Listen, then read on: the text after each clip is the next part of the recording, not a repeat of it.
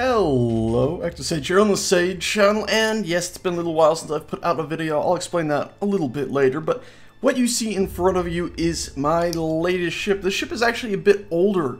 In truth, it's actually been around for quite some time, but it hasn't been finished until today. In fact, I thought it was farther along than it actually was. I thought, okay, I need to get some content out on my channel. That ship's almost done. Let me finish it up. I hopped on here and found out I'd really just completed the outer shell. There were 1,000,001 systems missing. Now, as you probably know from the title, this is a point strike defense turret. This is basically a legacy ship. It's sort of the thing that no longer you would really need when you have automated turrets that actually work. But it could also be future-proofed if, let's say, they make it so that these little things here, the sensors, maybe they'll have a different version of large ship sensors that can be a lot bigger. That could actually be used in this to make it actually turn and fire these cannons at things automatically. Yes, that's right at the front here. If we turn on my light and fly in here, you'll see we have 1,000,000,000 missile launchers in here, and these are actually all piped up. They're actually all connected, so this ship is a survival-ready ship, even though I'm not sure you'd have much use for it. So, a point strike defense turret, as I used to call these things, because the idea was you leave them out in a space at a certain point just to sort of defend the area. Its main idea was that it would just defend an area and it wouldn't move around very much, basically like it was a turret that could aim in any direction at all.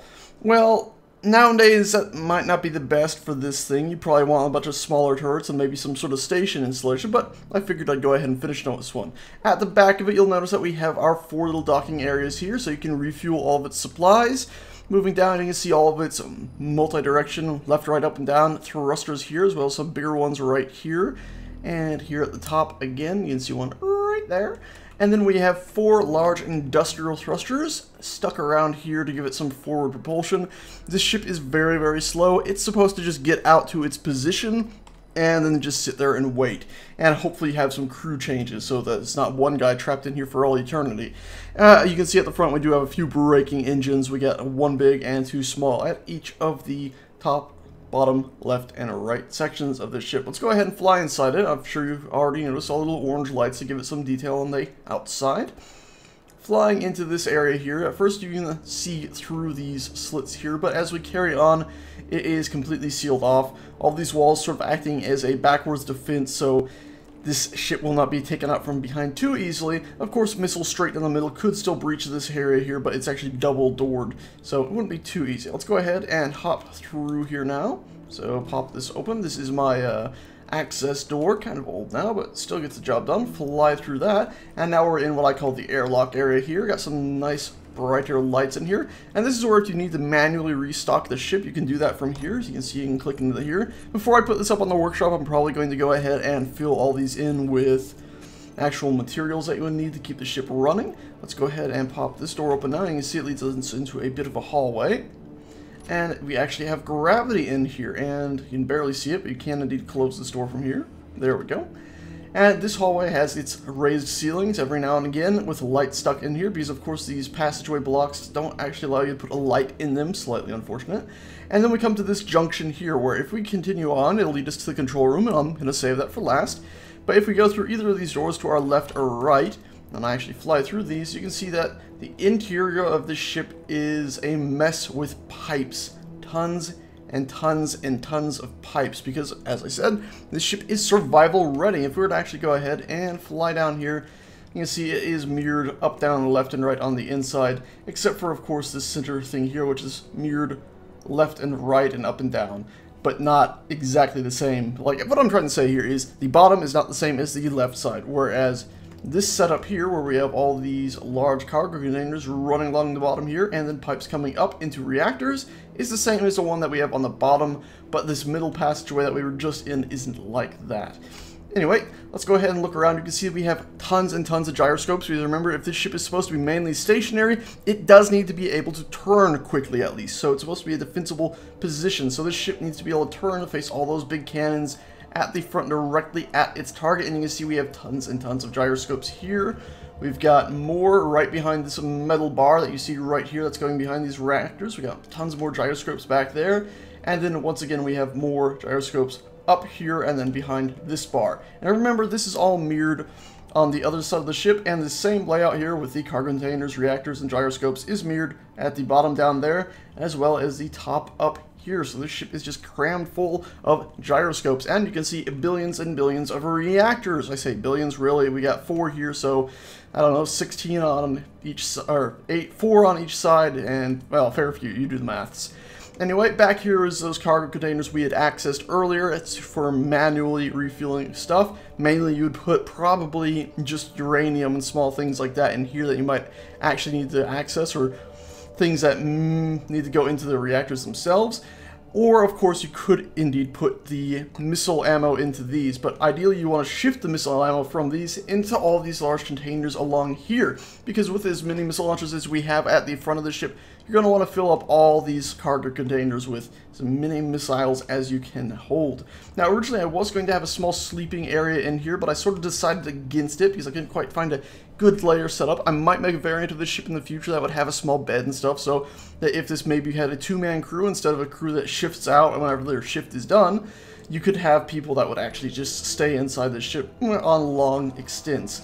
By the way, this door, of course, just leads out to the other side. More and more of the same in there.